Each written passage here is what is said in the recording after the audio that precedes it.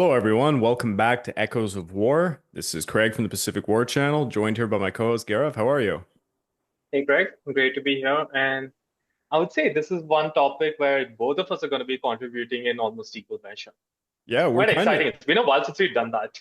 I mean, we're kind of jumping back into what started Echoes of War in the first place. That being, we Indeed. started the North African campaign, and we always knew this was going to evolve into today's episode is Operation Husky, the invasion of Sicily, as well as later on, we're definitely going to be covering the entire Italian campaign. But before we jump into it, just want to remind everybody, if you have a chance, maybe you can check out my YouTube membership or my Patreon account at www.patreon.com/the Pacific War Channel. By joining either of these, you get access to the exclusive podcast series, early access to all the content I make, and voting rights to the subjects I will tackle next.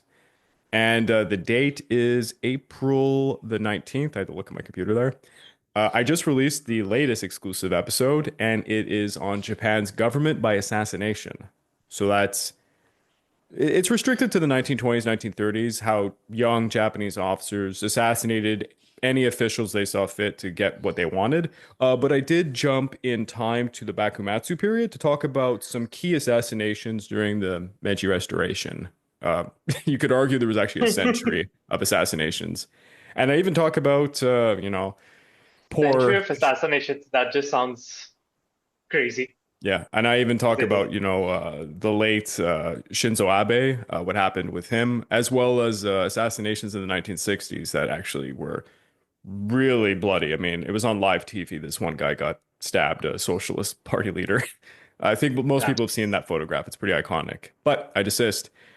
Today, we're jumping into what was known as Operation Husky, the invasion of Sicily. We originally were talking about this, about potentially doing this all in one episode, the entire Sicilian campaign. And I've decided we're going to try and separate that because it's going to be way too long. And I think it'd be better to do this in at minimum in two parts. So today you're getting the grand invasion and a little bit of the initial battles. But Garab, if you want to lead us into the foray. Yeah, my pleasure. And is the screen visible? I think we have our visual components ready. Oh yeah, again, I have to remind everybody who's listening on the audio platforms out there, we really are outdoing ourselves now with the visual component. We bring in about, I don't know, this one is going to be maybe 8 maps, as well as pictures of figures. There's going to be multiple different operations. It's honestly, if you don't know your geography of Sicily, it might be worth your while to check us out on YouTube. So just stating that again. It's going to make understanding how the armies are moving so much more easier. Just gonna have that.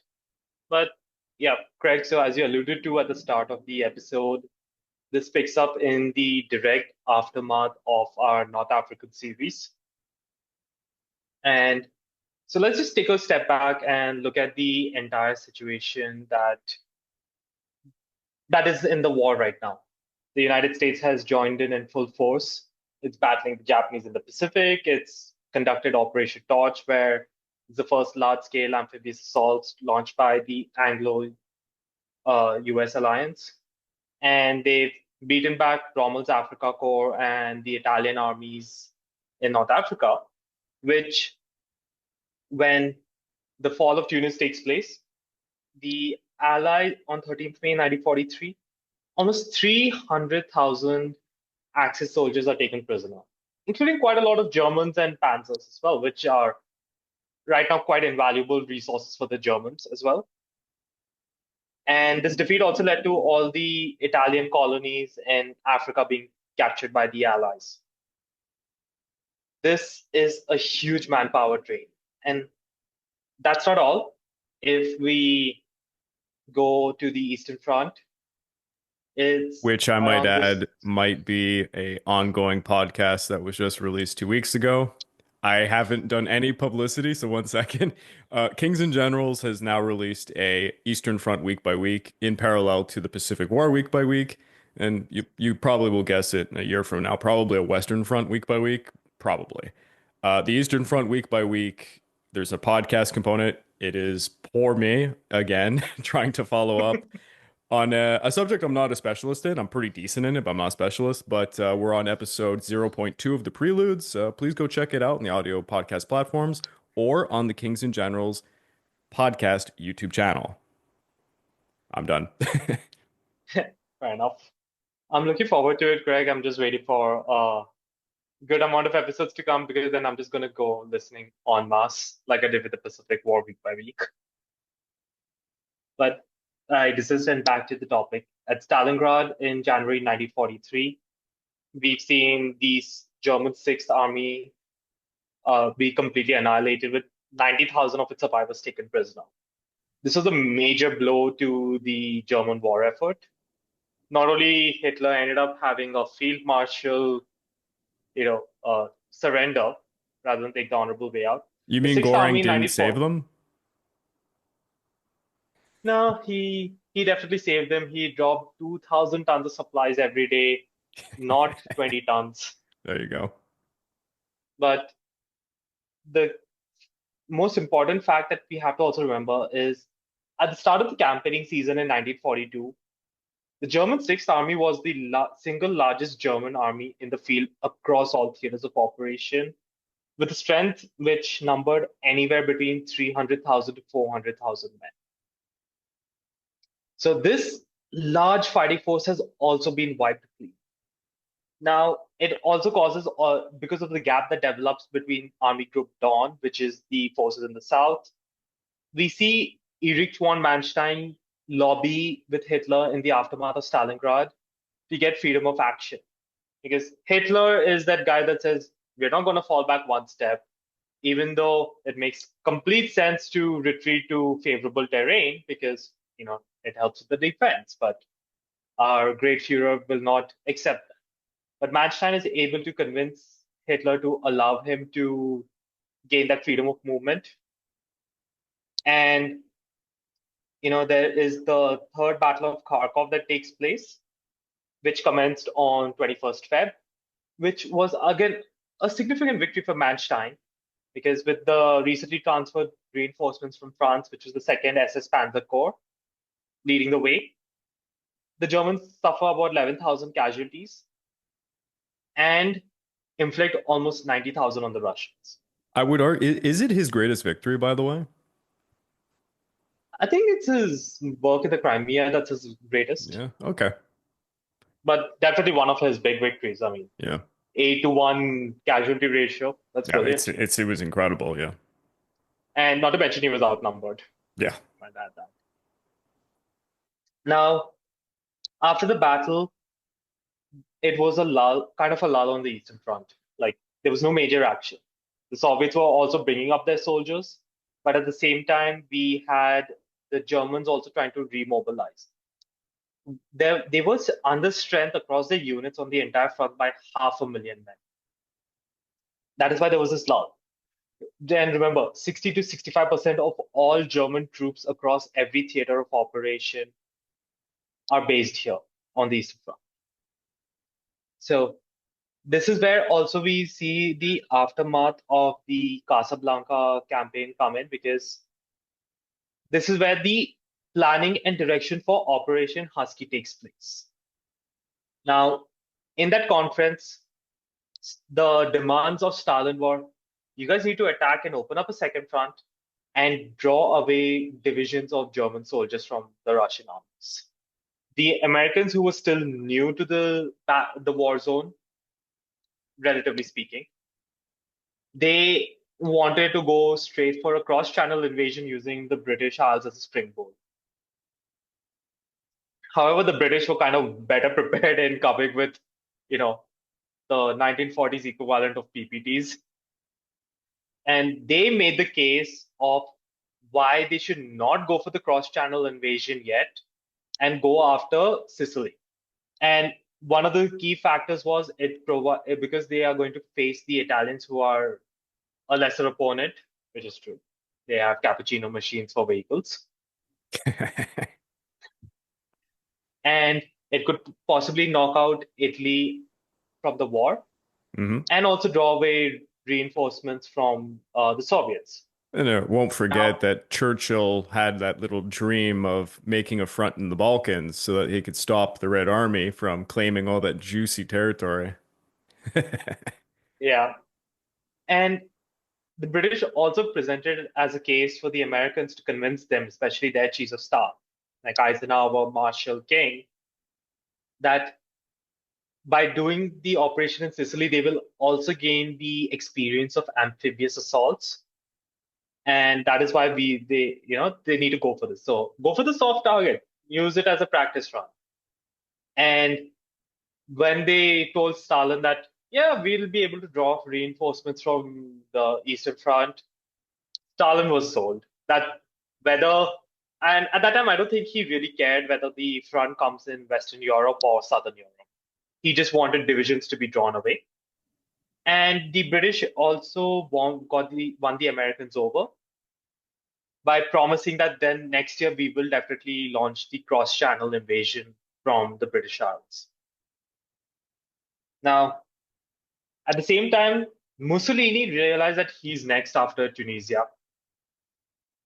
And he had actually, since late 1942, after the Second Battle of El Alamein, and into the right until so Husky gets underway and the Allied troops have uh, landed, he begs Hitler for several times to you know to secure a peace or a truce on the Eastern Front so that a bulk of the forces can be redeployed to assault the Allied divisions here.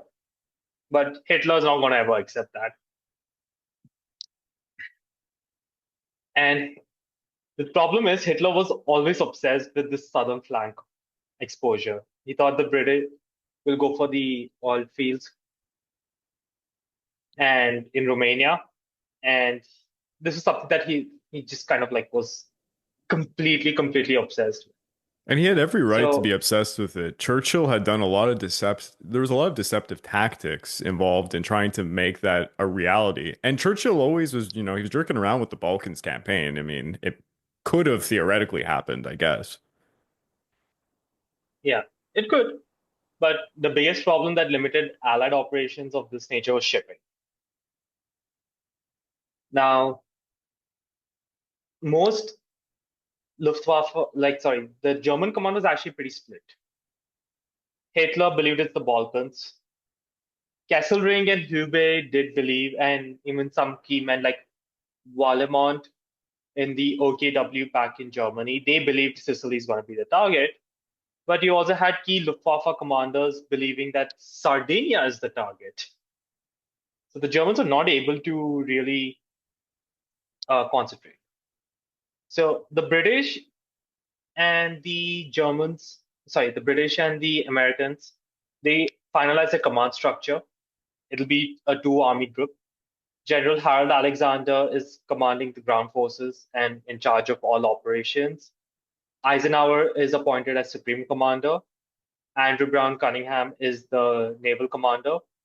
And Arthur Tedder is appointed as the Air Forces commander. This, I'm pretty sure, really pissed off Patton because he felt that this is, British skullduggery. They are ruining America and everything. But it makes sense to use these men at this point as commanders since they are more battle experienced. So that is I'm pretty sure Patton got really pissed off with this, but it makes sense. But there were key Americans in every position. Harold Alexander's deputy chief of staff was an American. Two men that would serve under Tedder were Dewey Spatz and also certain General Doolittle who are going to be, and my favorite Air Marshal, Mary Conningham. Mhm.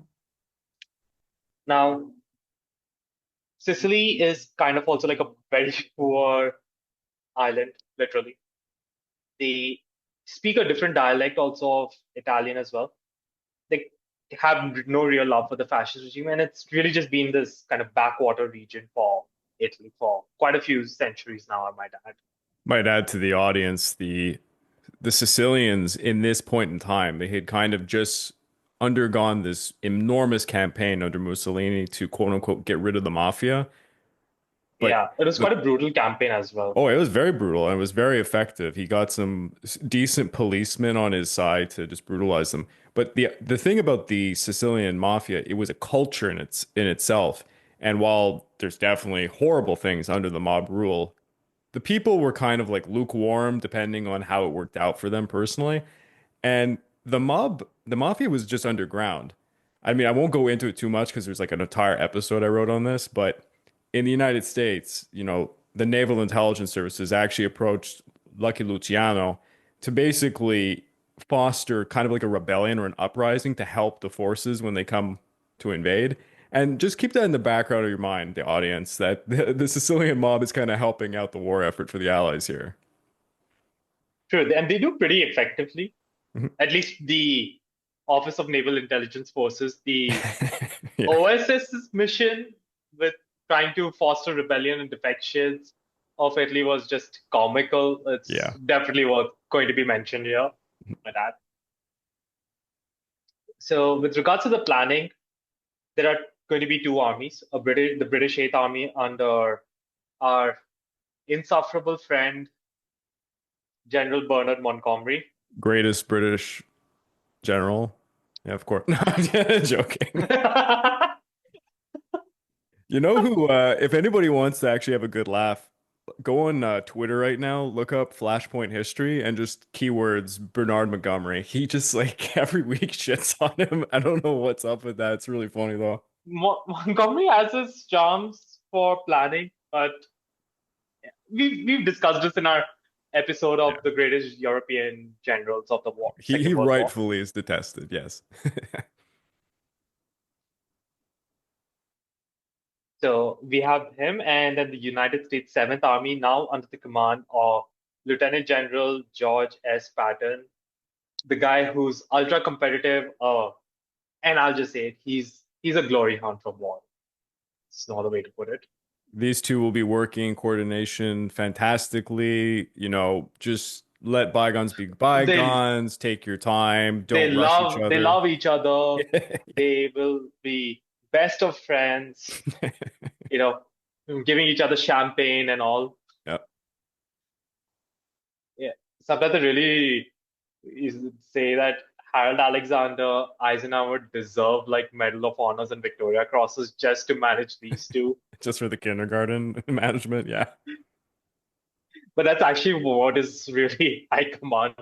Yeah. Because if we think, because a lot of these so-called planning and failures and animosities that we see in the Western Allied command structure, in all honesty, it's not even down to anything like how Patton claims it was the British trying to undermine the Americans or whatnot, because that only existed in Patton's head. He just can't accept anything else. Hmm.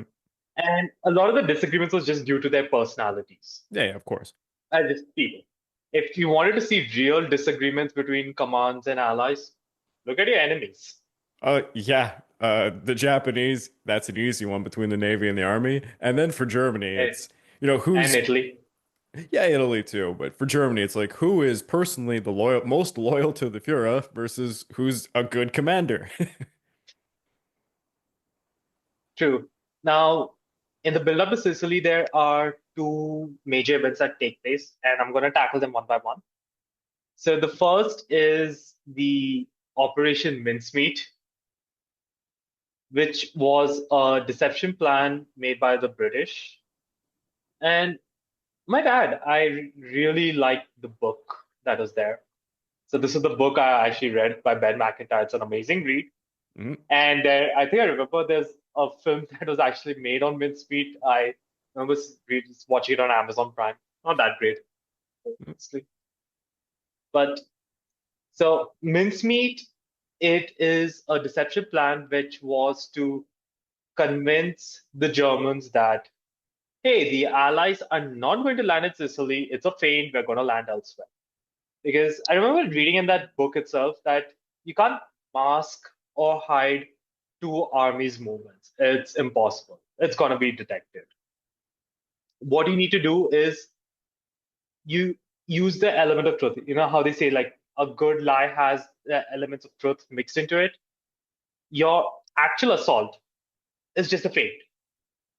And this to draw off the forces. So this was the planning team that was involved in Operation Mincemeat, and it was the brainchild of Ivan Montagu and Charles Cholomandelli.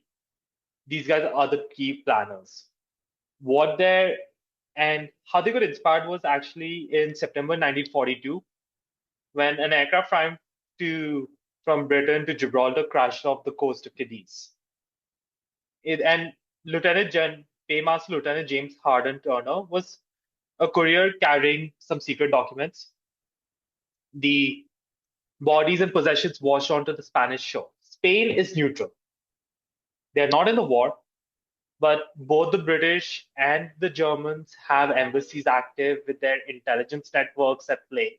But by And the way, but Spain, before you jump into it, just to explain to the audience, the idea behind mincemeat is they're going to basically put fake information on a corpse and then let it yeah, drift. no, but I'm Yeah. giving the background Okay, okay. for how that idea came about. Yeah. So sorry to interrupt there, but the this was an actual event, right? This was unplanned for, and then the British detected that the documents carried by James Turner was passed on to the Germans. Luckily, no serious consequences were felt. And Spain is ruled by a fascist dictator in Franco, even though they're not in the war since they are majorly dependent on Britain for their economy. This is where they get an idea that they can, as you said, Greg, drop a body off Spain, make it look like there was a crash, let it go ashore, and then they know that the Abwehr, the German intelligence, will get their hands on the documents, and hopefully it will convince the German high command that the invasion of Sicily is just a feint because, as Churchill called it, only a damn fool will know it's not Sicily. So there were several. Then, by Churchill's logic, there were several damn fools in the German high command because quite a few of them did not believe it was Sicily. Now, so what the plan was, they created a fictitious Royal Marines officer, Captain slash acting Major William Martin, who was actually a Welsh homeless man that died in London. And they were going to plant documents on him. And in the build up to launching his body in April, they created a perfect backstory for the man, including from the one of the ladies that were present here. She gave a picture to act as the fictitious girlfriend for Major Martin.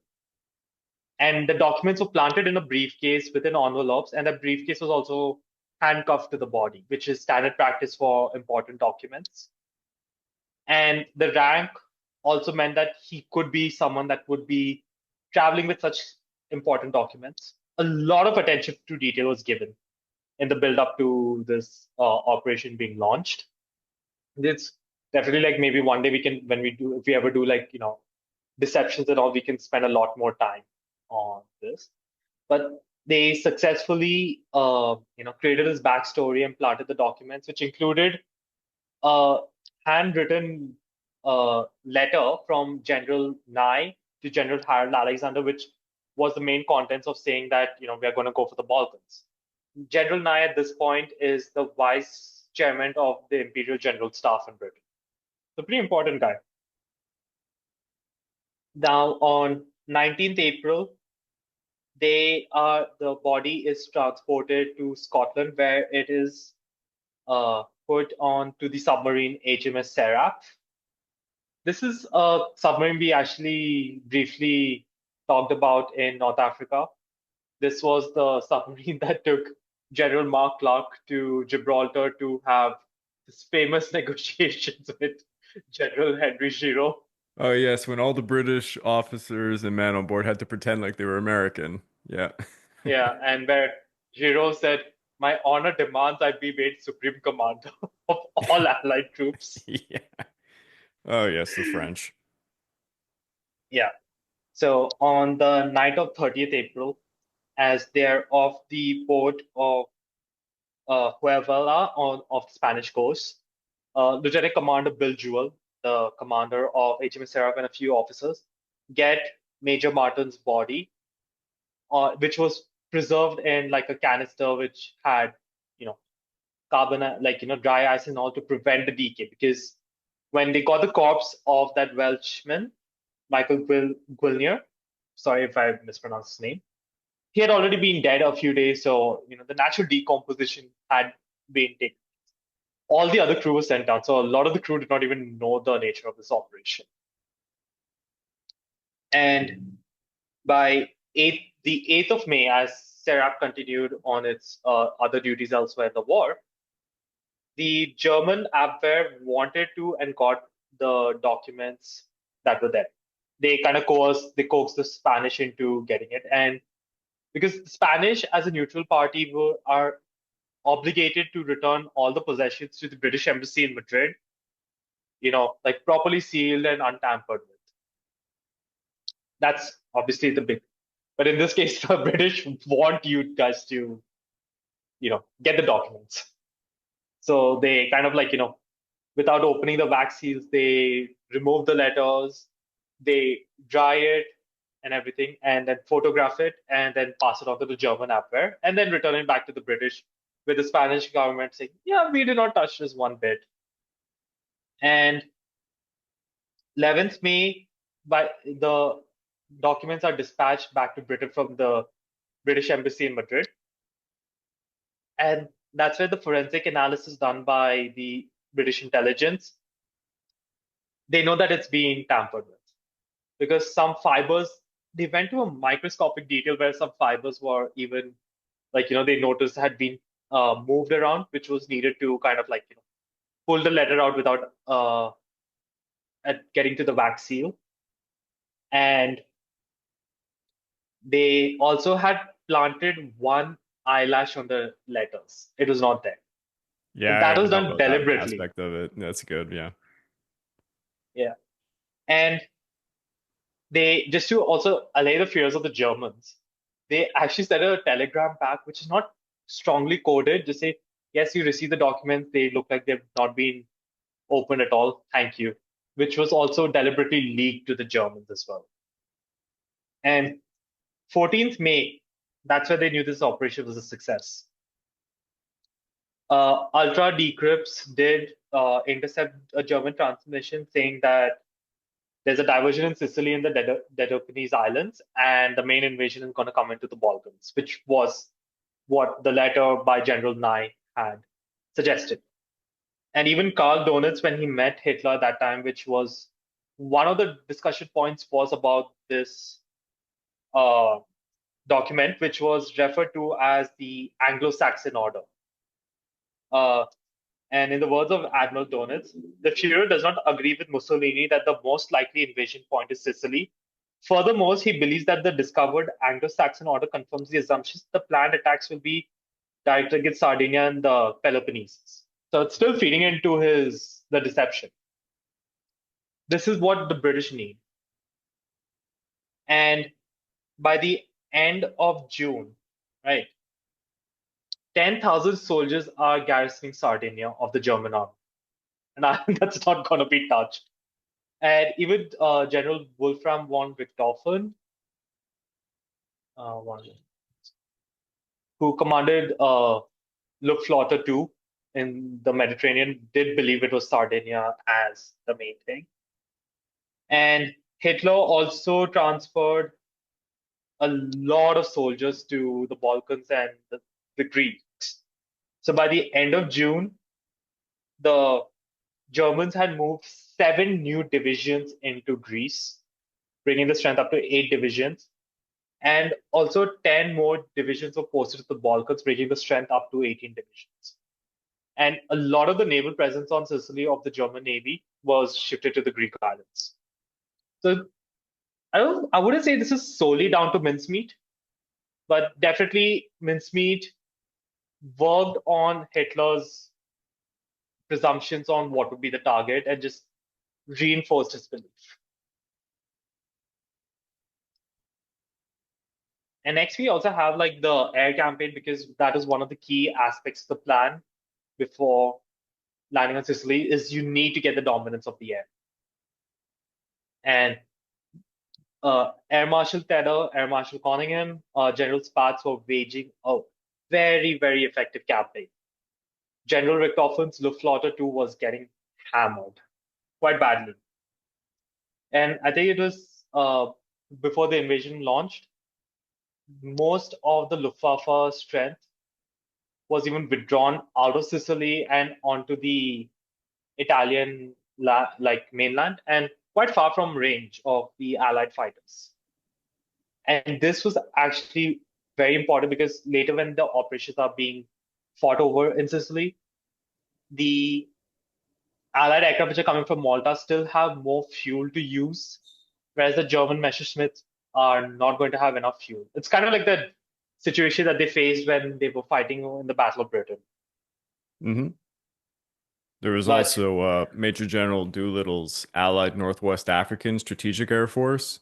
They had their own mhm, little campaign where they were, like you said, they were targeting areas and then they would switch to specifically target Sicily. So they didn't want to give away their targets, hitting the yeah, airfields and industrial sites. and I Sardinia, believe even Pantelleria, and mainland Italy. Yeah.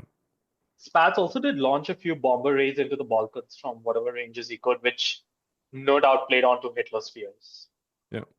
So, just to give the audience an Now, idea, from mid-May until the actual invasion, Allied aircraft conducted like 43,000 sorties, successfully destroying about 430 Axis aircraft.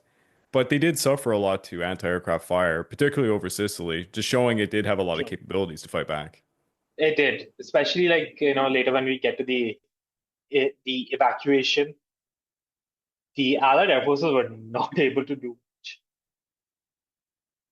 And now Richthofen was also, I would say, unlike Kesselring, one of the few German officers that at least had some amount of hope of the Italians because he believed that the Italian Air Force could actually be pretty good. And he wanted more Italian aircrafts to be, produced. But because of the lack of supplies, the inability of the Luftwaffe to rotate their pilots, the combat efficacy of its pilots were deteriorating year by year, month by month, across all theaters. Like, I think this is like because of the steel, not flesh policy that the Allies followed. The number of men fighting on the cold face of war was the bare minimum. It's not like the Russians or Chinese or the Germans where the manpower was expendable. The units were regularly rotated in and out of the line, and we will even see this in Sicily, where a battalion might just have 150 casualties, most of them even just wounded. They will withdraw it to recover, whereas most German units would be fighting till there may be like only 15 to 20% of them are left. It takes a big toll on these guys. And the Luftwaffe was even worse. I remember reading there was one German ace. He fought right from the invasion of Poland till the end, towards the latter months of 1942, like before the Stalingrad encirclement took place. Between that time, he had maybe just 5 days of rest from combat operations. 5 days. It it crushes them. Now, at the same time, with the lack of supplies that Germany was already facing and the air supremacy game, Goring puts this bloody order that Luftwaffe 2 and all these guys are bloody cowards, ineffective, and he blames the fighters explicitly for everything. And even though the group commanders and all are trying to get their men to rest and recover so that the nerves are not shot, he actually demands that 1 in 10 pilots be sent for a court martial. Yeah, that's a Like, brilliant strategy for Germany right at that point in time. yeah, for being and knowing the court martial system in Nazi Germany, especially like the Luftwaffe, which is not only Goring's special child, but full of Nazi loyalists, these guys would have just been shot for no reason, even though they don't have ammo. They don't have the training hours. They don't have the fuel. Their aircraft are not keeping up in terms of development with the allies, which have now the Lightnings. They have better Spitfires, more Hurricanes. They have Kitty Hawks and the Mustangs as well. And these are just wreaking havoc. It just crushed morale quite a bit that General Galland, who was one of the Luftwaffe generals, he personally called up most group commanders of the Luftwaffe and said, just ignore it. We're not going to do anything. But, it did also, later he would kind of relent. And one of his key wing commanders, captain, sorry, Mackie Steinhoff, who's also a very famous figure, you know, these guys clashed heads a lot, but this is like really Goring's brilliant strategy to improve the war. Shoot ourselves in the foot. Greg, maybe we'd like to take some time now to talk about the main invasion plans that we have. Of course. Here, let me bring up the best map I could find. Can you see it? Yeah. Yeah, perfect. So, as you had already brought up, it was going to be the duty of the United States 7th Army, led by Patton, with the British 8th Army, commanded by Montgomery. They're going to be attacking. If you're looking at this map for the audience on the audio only podcasts, it's the Americans basically on the west, the British on the east, in the southern portions of Sicily. Seven I divisions. might just add Yeah. one thing. The location of where they landed was also where these armies were also based prior to the invasion taking place, with the strength of the British coming from Alexandria at that time, Mhm. and the United States coming from, Northwest Africa Northwest after Africa. the Yep. after. The strategy is quite simple. They're more or less coordinating the amphibious assaults in southeastern Sicily, targeting key ports and airfields that could threaten the Allied beachheads. Seven divisions were scheduled to come ashore along a 100-mile front stretching from Catania to Licata, with elements of two airborne divisions who would land behind the Axis lines. So, for those of you who know their D-Day history, it's a little kind of like it's like a smaller scale. It's a little representative of what we'll see on D-Day, but a I lot wouldn't less call it destructive. as much of a smaller scale. They did Oh, land it's over big. Yeah, 130,000. it's big, and in many ways, it's kind of a dress rehearsal for the Normandy landings as well. I mean, the people who are planning this are literally in the process of planning what's going to happen in Normandy, so it's, vice versa. So, from the point of landing, they aim to, secure the island by advancing north towards San Stefano, and this would effectively split the island in two.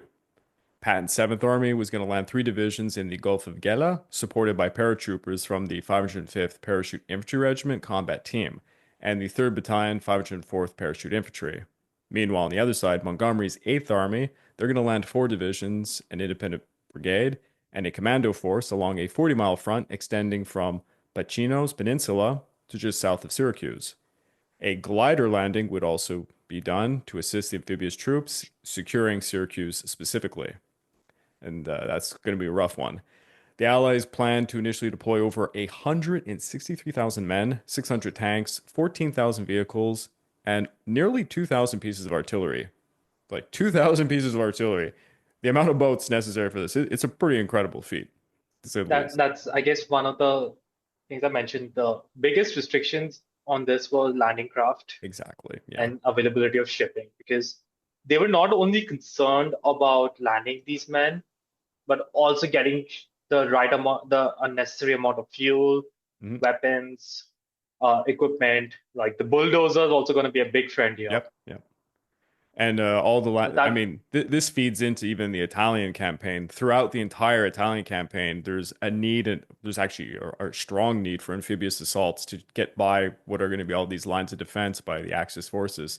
But they need these ships for D-Day, and losing the ships especially would be very detrimental to their planning. So they're really struggling with resources, to say the least, in the Southern campaign. But not right now. It's not as bad as it'll get later. Now, Would you like so me to perhaps just detail out the order of battle of the units that were going to be involved in yeah, this sure, go for it. operation? I'll keep up the map. Yes. Yeah, that's all I mean. Because so we have the British Eighth Army, and it was comprised of two different corps. So the 13th Corps, commanded by General Miles Dempsey, they are the ones landing closer to Syracuse. That consists of the 5th Infantry and the 50th Infantry as part of the initial wave, with the 70th Infantry in the 1st Airborne Division and 4th Armored Brigade coming in later as part of this corps. The southern portion of the landing around Ficino is by the 30th Corps under General Oliver Leese, which also had the 1st Canadian Infantry Division and Canadian Tank Brigade, the 51st Infantry Division, and the 23rd Armored Brigade. Yeah, one of my Yeah, best friends growing up, his grandfather was part of this. He served in yeah. Sicily and Italy. That, if I'm not mistaken, it was Churchill who kind of insisted or one of the Canadian generals that wanted some of those men to participate Yeah, for to experience. get experience in preparation for D-Day. Yeah, and they gave I won't go into detail, but it's actually kind of like folklore here in Canada that we got screwed in Sicily. Because if you actually look at the troop movements, we got thrown in kind of the middle portion where there was a Yeah. highly like a large concentration of Axis forces, but it wasn't glamorous because we weren't taking any real territory. So we had to basically fight like these hard battles while the Americans and British forces would end up securing the key territories and getting the glory. Oh yeah, I remember like one assault that failed. It was a northern central portion, Yeah. and Patton was just like, "Yeah, the Canadians can't do it. They don't know how to do it. It's got to leave Fuck it to us Patton. Americans." Then the U.S. Seventh Army. So you had the Second Corps of General Omar Bradley, which had the First Infantry Division, the famous Big Red One, and the 45th Infantry Division. And you also had the Provisional Corps, which had the Second Armored Division and the Third Infantry Division. You also had some airborne units, which were kind of more under the command of Alexander himself, which had the 9th Infantry Division and 82nd Airborne Divisions from the United States and the 46th Infantry Division of the British. Now, ABC did have overall command. The Western Task Force of the Navy was under Vice Admiral Ken Hewitt, which would be supporting the American landings, and the British landings were supported by the Eastern Task Force, which was under the command of Admiral Bertram Ramsay, the hero of Operation Dynamo. So yeah, this, as you said, it's the total strength, if you include like support personnel and such, Yeah. it's about 160,000 people at the start of the battle for the Allied side. And then on the Axis side, the German contingent would include the Hermann Göring Panzer Division, the 15th Panzergrenadier Division, elements of the 1st Parachute Division, the 29th Panzergrenadier Divisions, headquarters of the 14th Panzer Corps. You'd have Generals Hans Valentine Hübe commanding all the German sectors, reporting to General Field Marshal Albert Kesselring, with General Alfredo Guzzoni, who would lead all the Italian sectors, that doesn't go as well. And they would be under the command of Vittorio Ambrioso. The Axis forces numbered about 400,000 soldiers on paper, I'll say that, equipped with 260 tanks, 200 artillery pieces, and about 1,400 aircraft. Aircraft, they weren't doing so bad, but as you can see, we're looking at 200 artillery pieces versus nearly 2,000 for the Allies. And to be honest, as we're seeing even today in the Ukrainian war, artillery seems to be the backbone of your military success. That's true. I guess that's why Napoleon always said artillery is the god of Yeah. the battlefield. I don't Or know if you God wanted fights. to. Sorry, God fights on the side Yeah. on the better of the best artillery. Did Yeah, you want to cover see, Operation Corkscrew? I've actually left that to you, if you don't Oh, mind. sure. Yeah, because we went into depth about Operation Mincemeat, which is one of the craziest operations that deserves a more modern movie. I think you mentioned there was a movie. I think there was a movie. Was it 10 years ago they made one on this? I don't remember. I I didn't the see it. one I did see came out in 2021. That's all I know. 2021. Oh, okay. Wow, it's recent. But yeah, Operation Mincemeat, it's fascinating. It's a real kind of James Bond-esque situation. But there was multiple. Yeah, because you mentioned James Bond, E.M. Fleming was actually Yeah, consulted on how they could make it more yeah, realistic. exactly.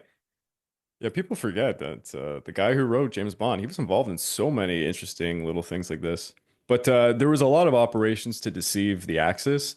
Operation Corkscrew would involve the Royal Navy, and they had a task force that would land the 1st British Division to successfully capture Pantelleria, Lampedusa, and Linosa on June the 11th. You know, to give more credence to the idea that was going in Hitler's mind as well as others that there was other landings that were going to happen, and that Sicily might not be the main one. This action would lead to the Germans bolstering their defenses in Sardinia, as we have seen, convincing them that this was also the first step for an invasion of Greece. Because, yeah, there was a lot of things trying to point towards Greece. So we also have Operation Barclay, where the Allies established a fictional headquarters in Cairo for an imaginary 12th Army, who supposedly would be invading Crete and then the Peloponnese. Uh, I'm saying Kind of that very weird. like the fictitious First Army Group that Exactly. that the Allies would create for Patton. Yeah, I think this is actually what inspired that later, if I'm not mistaken. But True. there was also a ruse intended to persuade Turkey to join the Allies. I mean, this was part of it. And this, to facilitate safe passage for Allies troops to invade the Balkans, because obviously, if you're looking at a map, going through Turkey, it would make sense. So the fictitious military, there was like all these fake military maneuvers, supply movements. They made news articles and all these efforts by, double agents to reinforce the German high command's belief that Greece was in fact the primary target. And there was also Operation Animal, which would see Brigadier Eddie Myers lead a Greek resistance to sabotage all sorts of things in Greece. So from June the 21st to July the 14th, numerous bridges, tunnels, railway lines are all sabotaged. There was raids conducted against key airfields. And all of these actions together, were sufficient enough to convince the Germans to divert at least the 1st Panzer Division from France to Greece. So yeah, it pretty successful enough, anything to divert attention to move units. And from this point, we would Uh, begin the actual operation. I don't know. Did you want to say something about just, the? yeah, I just want to add one thing of a Hmm? major blunder that, at least in my view, it was there. Do you mind I'll just take with share it for a little bit. Oh yeah, here. Let me exit the sharing. Psst. Hey you. You ever hear me talk about some great Pacific War movie or documentary like Pearl Harbor minute by minute over on Netflix and feel the urge to watch it for yourself? Uh-oh, you live in Japan and your Netflix doesn't have it? Must suck to be you. Sucks to be me right now. Oh wow, season 4 of Demon Slayer is out. Oh wait, I can't watch it on Canadian Netflix, but it's over on Japan Netflix? Whatever will I do? Oh no, no. Being blocked from regional content? With private internet access, you too can watch Demon Slayer Season 4 by switching your IP address to Japan. Yes! Hell yeah! Why stop with Japan? With private internet access, you can change your IP address to over 84 different countries and every single US state, giving you access to region-restricted content all over the world. Nice. Many websites and services like Netflix are only accessible depending on your physical location, but private internet access helps you overcome these restrictions. Think about it. Without private internet access, it's like paying for a TV series and missing out on the latest season. Shots fired, Demon Slayer on Canadian Netflix. Is that like a personal attack or something? Ever fear people are gonna find your Google searches? Banzai! Banzai! Banzai! FBI, open up! Private internet access makes sure that those Google searches remain a buried secret, as private internet access encrypts your internet access and has a no logs policy. Think you're safe with the local coffee shop's free Wi-Fi? No, you are certainly not. Private internet access gives you more privacy features than any other software and real-time protection from malware and trackers, giving you peace of mind knowing those Google searches remain seen by you and you alone. Private internet access has a no-log policy that they've defended in court, which means they are not storing any of your browsing data. Hey, are you like me using different devices under one household? Private internet access is available on all platforms and protects an unlimited amount of devices at the same time. I personally use private internet access to unblock movies and TV series from all across the globe, and I sleep easier writing scripts for my YouTube channel and others knowing my data is secure. Look, this is a no-brainer. Sign up with my link in the description of this video to get 83% off, plus 4 months for free, so it ends up being only around $2 per month. Signing up for private internet access is risk-free. There's a 30-day money-back guarantee, and 24/7 customer support is available. So don't forget to click www.piavpn.com/the Pacific War Channel, and a big thanks to Private Internet Access for sponsoring this video. Just thought also I just had the pictures anyways of our great leaders. Oh, that's a good picture. Patton. I tried to get them for when they were on Sicily actually as well. Oh yeah, of course. So just for the audience, we have Patton, we have Bradley, this is Kesselring, General Huber, who will be commanding them quite well. Mhm. But what I want to get to is here.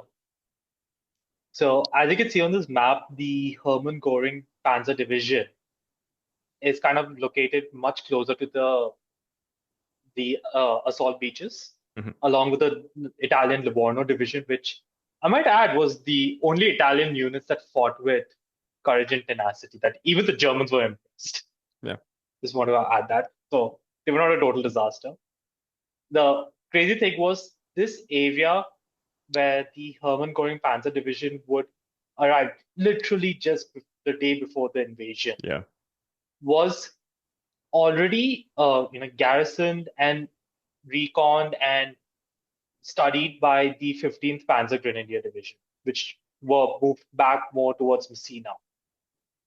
Why they did this, I think it's more like Göring was also really trying to force that, the division that bears my name has to be in the limelight of fighting. Mm. And it is an absolutely stupid idea given that they don't know the terrain. Yeah.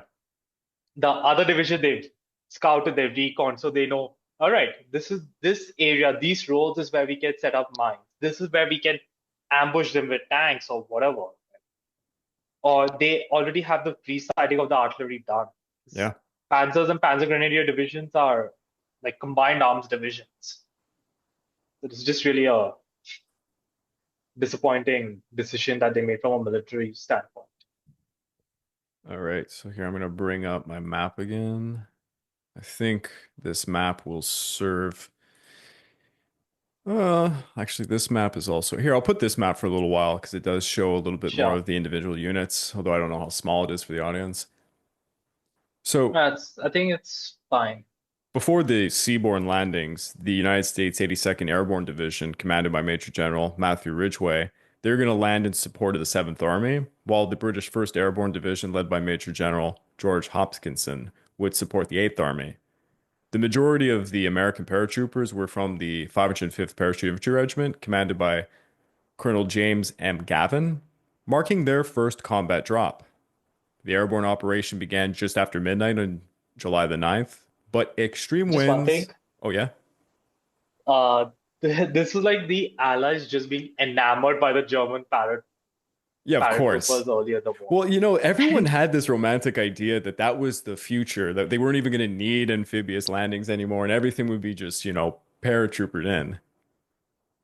It's ridiculous because, so there are like 4 types of soldiers you could say in any battle. Like, I think I need to say this because it just gives an idea of, Yeah. how the soldiers were.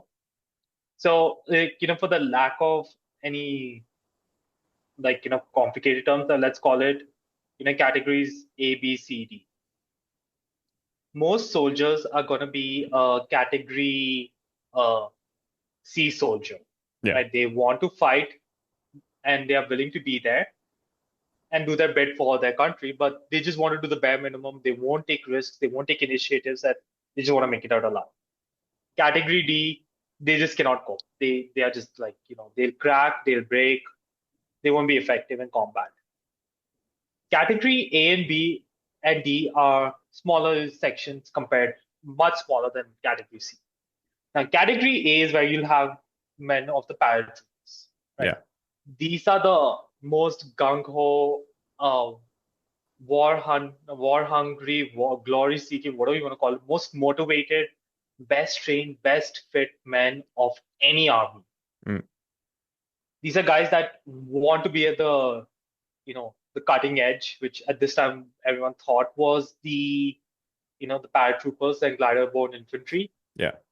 And, they are motivated and they will all use initiative. So it's not only just the officers, but even privates will be able to think on their feet and adapt to situations quite well. Of These course. are like your best men. Then category Bs, they are relative to A, they are much more a number. These are men who don't want to also be in the war any more than those in category C, but are willing to go the extra mile for the men and take initiative and such. So these are generally like your good captains, lieutenants, and NCOs. Yeah, of course. So the British and Americans, they not really study like how the Germans really took a lot of um, casualties in Operation Mercury, which was the Yeah. paratroopers fighting in Crete. Because one of the biggest issues with paratroopers, they can't carry heavy equipment, and it would actually be, as you see in this battle, a lot of the bridges closer to the coast, and amphibious assault did far better than paratroopers holding the way. Yeah, of course. You land guys with little to no artillery capabilities against an enemy that will have artillery, and you basically have small arms. It doesn't go well. No one foresaw that. Yeah. But the airborne operation began just before midnight on July the 9th. But as usually tends to happen, extreme wind conditions caused many of the paratroopers to become widely scattered between the areas of Gela and Syracuse. So if you're looking at the map now that's on the western half, yeah, I think you can see it enough if you're looking at this from an audience perspective. And by July the 14th, Mhm. approximately two-thirds of the 505th managed to regroup, with nearly half of the American paratroopers unable to find or reach their designated rallying points. Not a good start. Now, as for the British airborne landings, this is going to be part of another operation that's going to be called Operation Landbook. And I have a specific map. I think is this Landbook? Believe this is amphibious, the glide pathway. Yeah, this is it. Okay. Sorry for the quality of this picture. It's a very specific one. But for this one, the 21st Independent Parachute Company, known as the Pathfinders, would mark landing zones on the night of July the 9th. So Operation Landbook involved glider-borne infantry of the 1st Air Landing Brigade, commanded by Brigadier Philip Hicks, with the objective of capturing and holding the Ponte Grande Bridge. It's a key location. At about 9:30 p.m., 55 Wellingtons conducted diversionary bombing runs on Syracuse's airport and her port. Additionally, 280 dummy paratroopers were dropped north of the landing area, which Ruperts. yeah, it's kind of funny. No one, you never often hear about the use of the dummy paratroopers, but like, man, World War II, the Allies used the hell out of these things. Like, it was a very important component. I don't know, did the Nazis have an equivalent to this? I don't remember in Crete if that was a thing. I don't think so. At least to what I read, they don't. Yeah, that's well, that's why they got the casualties they got.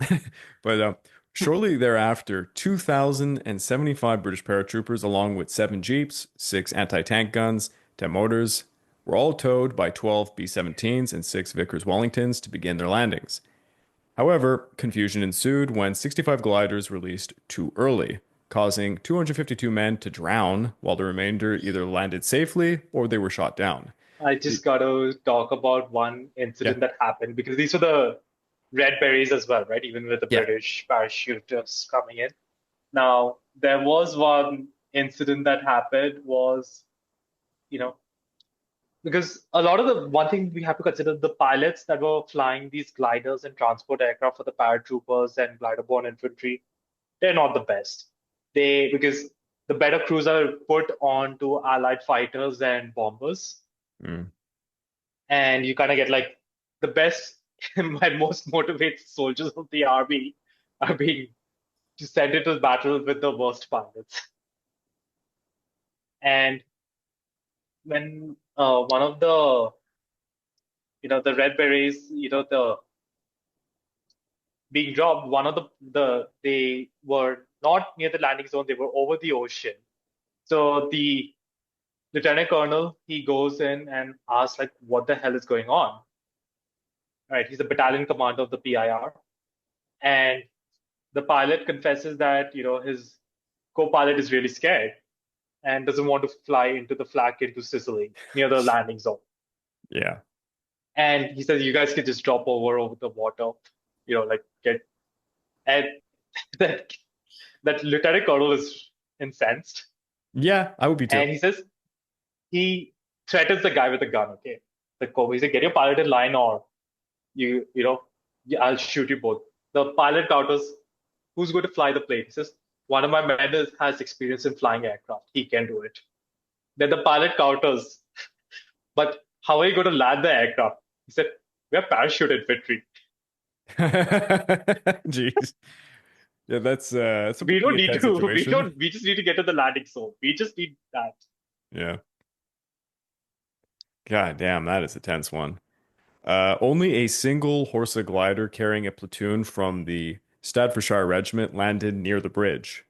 The scattered landings unexpectedly worked to the paratroopers' advantage, however, allowing them to cut all the telephone wires in the region, hindering the Axis counteractions as they began their assault upon the Italian defenses in the area. Two companies of Italian sailors attempted to retake the bridge, but they were easily repelled. The bridge then soon came under increasing artillery and motor bombardment. And remember, these airborne guys, they don't have heavy equipment. By about 11:30 Uh, a.m., Maybe just like a couple of machine guns at most. yeah, exactly. And not only heavy equipment, they don't have much supplies. Yeah, The intention is the landings of the main infantry divisions with the armored brigades and such. They have to link up quickly because these guys are going to bring you the firepower and sting power. yeah. By 11:30 a.m., the Italian 385th Coastal Battalion and the 1st Battalion of the 75th Napoli Division, they begin attacking the bridge from three sides. By about 2:45 p.m., only 15 paratroopers are even remaining to defend the structure of the bridge, and they're basically forced to abandon it by 3:30 p.m.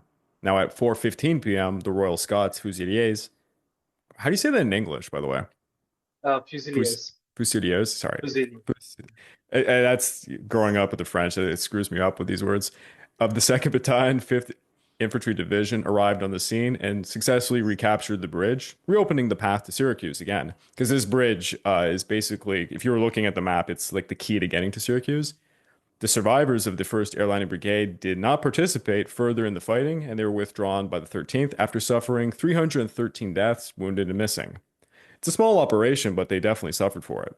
Now, But I think just wanted to yeah, quickly say the first air landing brigade at total strength was about 3,500 men, yeah, and they were withdrawn just for such casualties. yeah. Just kind of shows like how the Allies really rotated their men so that they never got Well, fatigued so especially much. specialized men. If you're an airborne division, you're a specialized unit. I'm sorry to say, you're worth more than a grunt. So you have to retain that. I believe Not this true, is but not the map. if it was like a German unit, oh yeah, they're like, oh, you just suffered 10% casualties. Yeah, fight on. Yeah. Now, for another operation, Operation Fustian involved the 1st Parachute Brigade led by Brigadier Gerald Lathbury in an assault on the crucial Primosole Bridge, the only crossing point over the Simento River. Now, on the night of July the 13th, 105 C-47s airdropped 1,856 men from the 1st Parachute Brigade, along with some jeeps, anti-tank guns, artillery across quite a wide area. Amidst the chaos, only 39 aircraft successfully delivered the paratroopers within the designated drop zones. Despite the difficulties, 50 paratroopers managed to capture the bridge, defeating about 50 Italian defenders.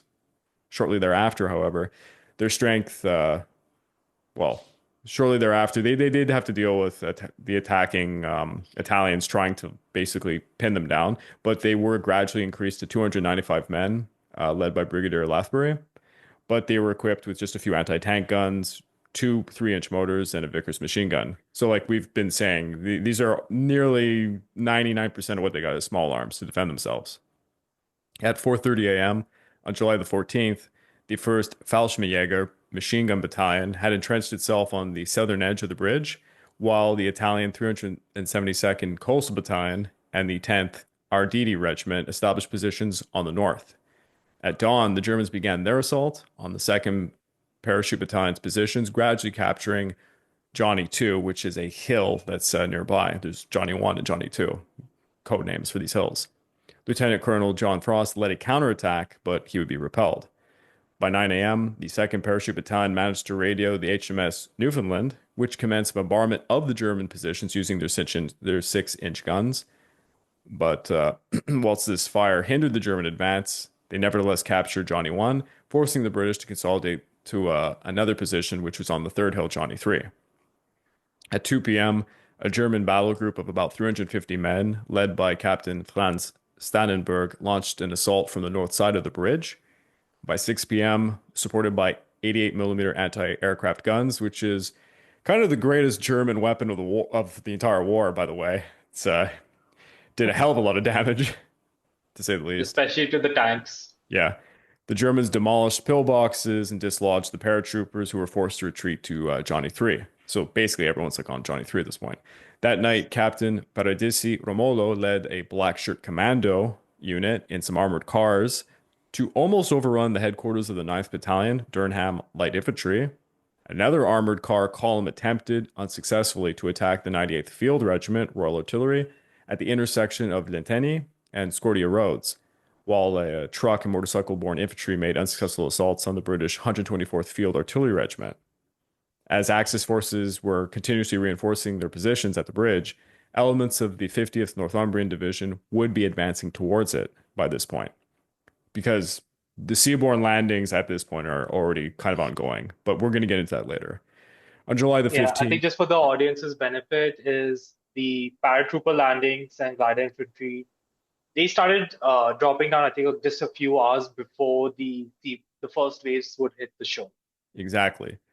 On July the 15th, the Northumbrians and the paratroopers launched a combined assault on the bridge.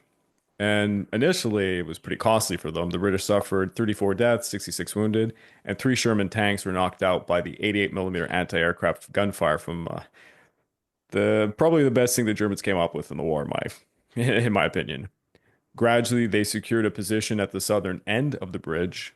The Germans attempted to drive trucks filled with explosives against the bridge, but this was thwarted. Throughout the night, the 9th Battalion Durham Light Infantry continued to fight for the northern section of the bridge. Meanwhile, Lieutenant Colonel Pearson led 2 companies of the 8th Battalion Durham Light Infantry across the Cemento River using a small ford, establishing a bridgehead on the northern bank. Fearing now encirclement, the Germans and Italians were forced to withdraw, allowing the British to recapture the bridge on July the 16th. The British forces suffered 141 casualties, with another 168 wounded or missing. So this is going to bring us to the amphibious landings. Although this is a very beautiful map, it doesn't really show all the little units in that. I think this is the most appropriate map for now. So I'm going to leave that one up.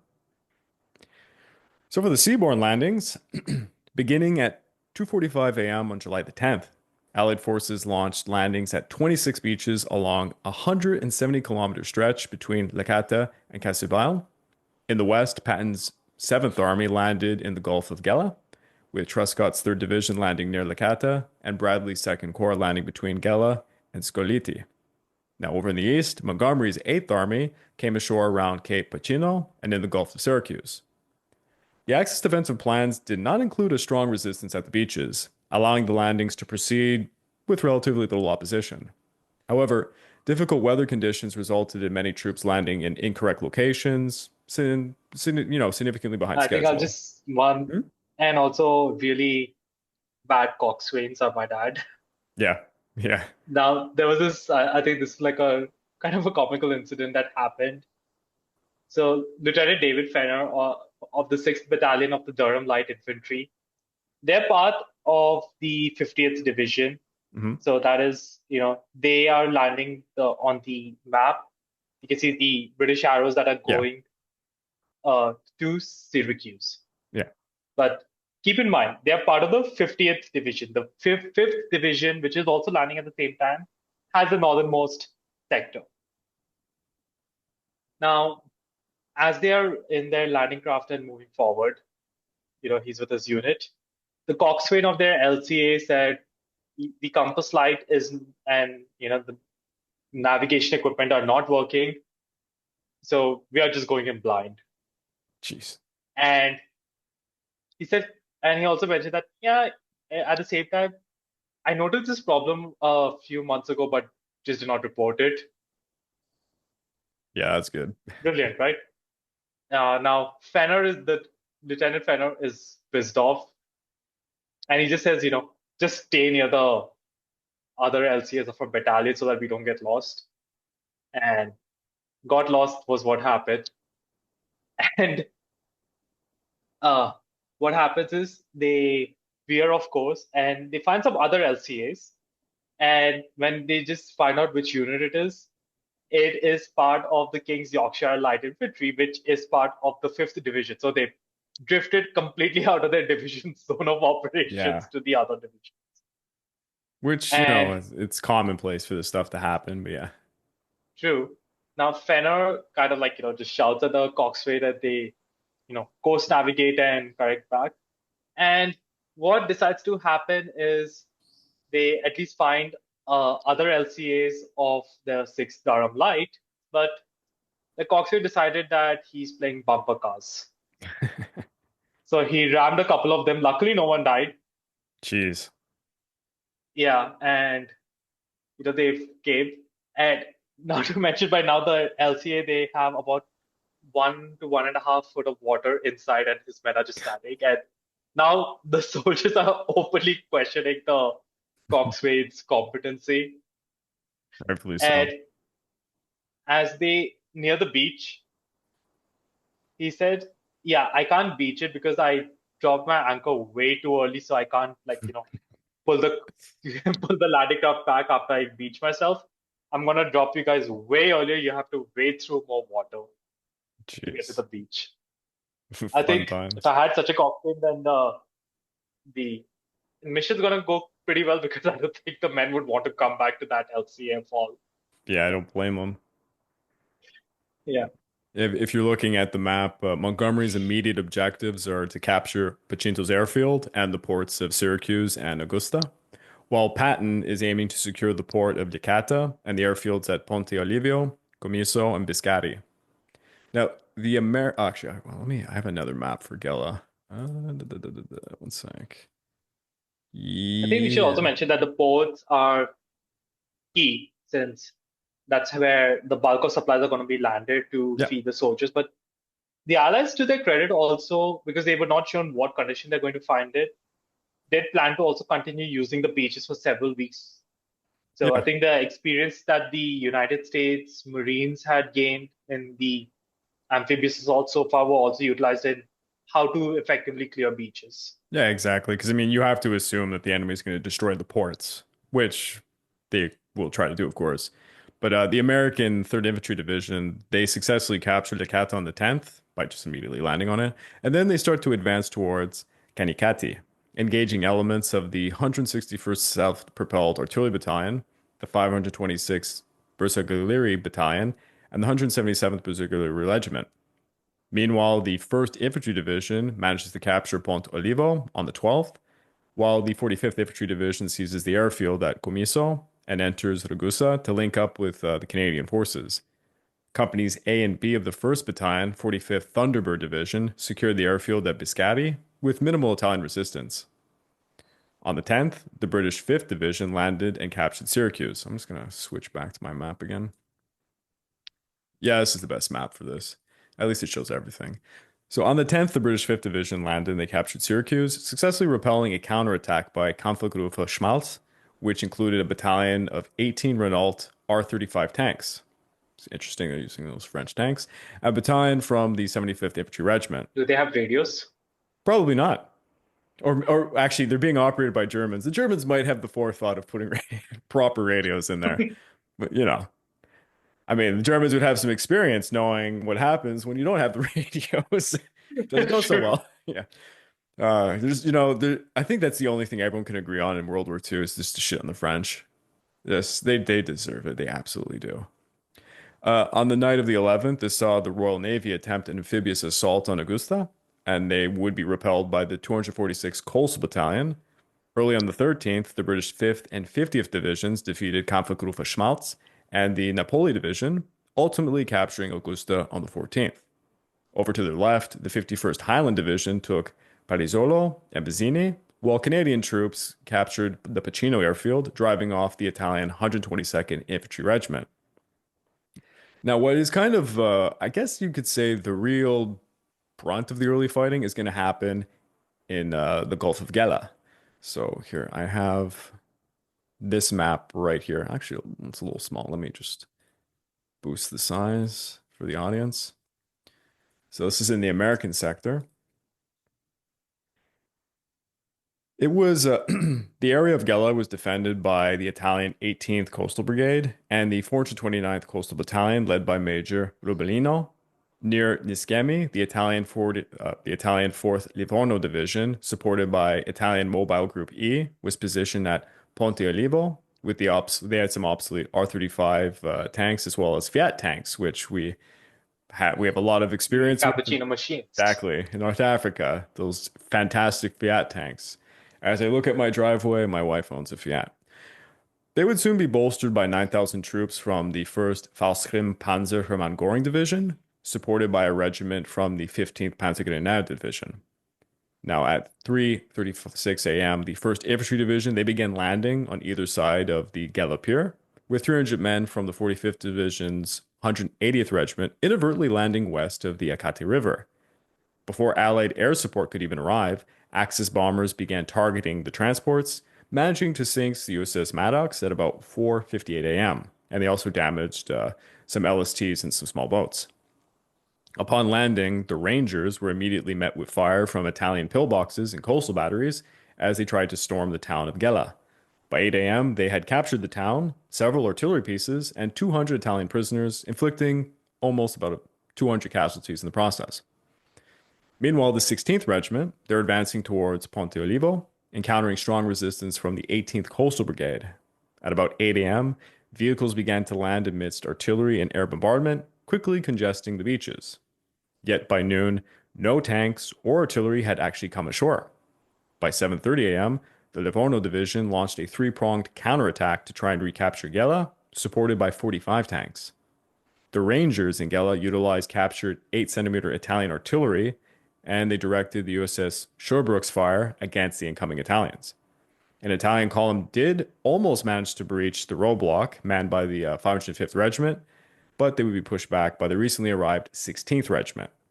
By about 9:10 a.m., the USS Boys opened fire in support of the Allies. To evade the naval gunfire, Italian tanks charged towards the beachhead, but they would ultimately be halted by the 16th Regiment, who just come. As the Italians were withdrawing, the 16th Regiment then occupied Biangolupo by 11 a.m. At 1:30 p.m., the Hermann Göring Division, supported by some bombers, attacked the 16th Regiment at Piano Lupe, while the 15th Panzergrenadiers, backed by 17 Tiger I tanks, launched an assault on the 180th Infantry Regiment. Faced with naval gunfire, both Axis forces were forced to withdraw, just as the 18th Regiment began landing at about 5 p.m. However, Axis bombers continued to inflict pretty serious damage on the landing forces, and at about 2 a.m. on July the 12th, the first Allied tanks were beginning to land. At 7 a.m., the Livorno Division launched another three-pronged attack against Gela, while the Hermann Göring Division and the 15th Panzergrenadiers assaulted the beachhead, which was now held by the 1st U.S. Infantry Division east of the Gela River. The Germans gradually pushed the 26th and 16th Regiments towards their vulnerable beachhead under some naval gunfire. At 8:45 a.m., as the German tanks advanced to within 2,000 meters of the beachhead, 60 American tanks suddenly charged forward, with every available man pressed into service, and this would include cooks, clerks, and naval personnel. Everybody joined the firing lines. Yeah. They're fighting over literally sand dunes against this enemy. But I guess that's also like the biggest risk of any amphibious assault. They don't have heavy equipment yet. But can I just say how amazing it is that within less than 24 hours after like with the paratroopers, we get a drop, you had 60 tanks on just this section of the beaches. Yeah, exactly. And I mean, you have to give credit. It's the naval forces are having to be the artillery for the Allies' beachhead. It's pretty insane what they're having to go through. If this was the Pacific War, on some of those islands, this would have looked really bad. It would not have done well. Actually, it's funny you mentioned the Allied navies because these guys have been fighting so much that they actually reached a point of frayed nerves that like General Ridgway, when his next regiment would be moving forward, he was trying to practically beg naval officers that can he guarantee you not fire on my men as they come over because they are coming from this direction. Yeah. Because The Navy's been on high alert, especially since with nightly Luftwaffe attacks before they eventually stop. Oh yeah. But ultimately, with U.S. naval gunfire support from ships like the USS Boys and the Savannah, the Axis forces would be repelled after 7 consecutive attacks against Gela and the beachhead itself, until about 10:35 a.m. when they finally pulled out. Incredibly By the way, touch and go situation. the Boys and Savannah were light cruisers, so Yeah. they are firing a lot of 6-inch and 5-inch shells to support the troops. Oh yeah. Now, by dawn on July the 12th, 90% of the convoy had been unloaded, and at 8:45 a.m., the 1st Infantry Division did finally capture Ponte Olivo's airfield. It was secured. At 5 p.m., General Patton established his headquarters ashore as aircraft from the 12th Air Force began landing A-36s at Ponte Olivo. The American beachhead was secure now after suffering a lot of about 2,300 casualties. I mean, this was a hell of a counterattack by the Axis forces on the beachhead. It was intense. They also lost a destroyer, numerous smaller landing crafts in the process. The Italians had suffered approximately 3,350 deaths, 5,000 wounded, and 2,000 captured, while the Germans reported 630 casualties. Within 3 days, the Allies had successfully landed 163,000 men, 600 tanks, 14,000 vehicles, and 1,800 pieces of artillery, inflicting about 15,000 casualties upon the Axis forces altogether. Now, a quarter of Sicily was actually under Allied control, and the beachheads were secure. So they were now poised to, direct their efforts in what would be the next part of the operation, and that is to cut Sicily in half. But that'll be for the next episode because this would be far too long if we did the entire Sicilian campaign True. in one episode. But before we let you go, audience members, if you'd like, please consider checking out the YouTube membership or the Patreon account at www.patreon.com/the Pacific War Channel. By joining either of these, you get access to the exclusive podcast series. It's 25 episodes now. Last time I checked. You also get early access to all the content I make and voting rights for the subjects I will tackle next. But staying at Gaurav, thank you again for joining me on an episode that kind of brings us back to when this all began. True enough, and for once, neither of us took each other hostage. Yeah, this is actually one we both know. Usually it's one or the other. But my Definitely. pleasure. Thanks for having me and looking forward to continuing this campaign. We have quite a lot of interesting developments that are going to be taking place as well. Yeah, Montgomery and Patton are gonna meet. They're gonna shake hands, share drinks, be really happy together, and they're gonna say that they'll both Not take only their this, time. you're even going to see it by General Omar Bradley and General Oliver Lees as well. Yeah. Oh, yeah. No, there's personalities that get involved in this, and it gets even friskier when it's in Italy because then you get the French involved and a lot of other international units. But Okay, that I can understand why it went south. oh yeah. Till next time, guys. Over and out.